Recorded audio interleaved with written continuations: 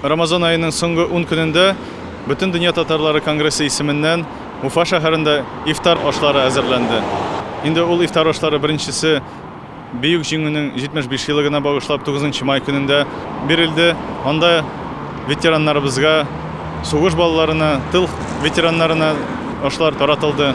Һәм инде бүген иҗтимагый оешмаларның әгъзаларына, инде алдагы көннәрдә укытучыларыбызга, журналистларга таратачакбыз. Bütün Dünya Tatar Kongresi'nin әлеге гамәле бик изге һәм бик саваплы дип уйлыйбыз. Чөнки ифтар ашын мохтаҗларга гына түгел, дин юлында булучыларга да, шул ук вакытта милләткә хезмәт итүчеләргә дә тарату ул ниндидер кайгыртучанлык һәм ниндидер берләшү идеясын үзенә салгандыр дип уйлыйбыз.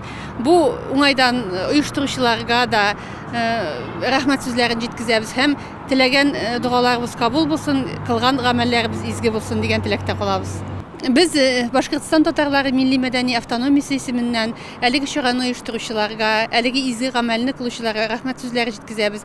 Һәм киләчәктә дә шушындый чаралар булып торсын һәм ул бары тик халыкны берләштерүгә, диннең изгелеген, берлеген һәм хаклыгын исбат итүгә юнәлтелсен дигән теләктә калабыз. Бу бик тә мәрхәмәтле эш. Шушы ифтарлар комплектлары таратканлыкларының үзләренә исәнлек, саулык эшләрендә уңышлар булсын.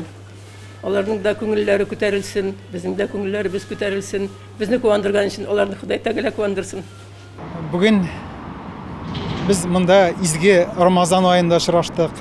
Рамазан айы ул безнең мөселманнар өчен безне берләштерә торган, безгә бер-беребезнең кадерли торган, бер-беребезгә ихтирам күрсәтә торган вакыт, ихтирамда торган ай.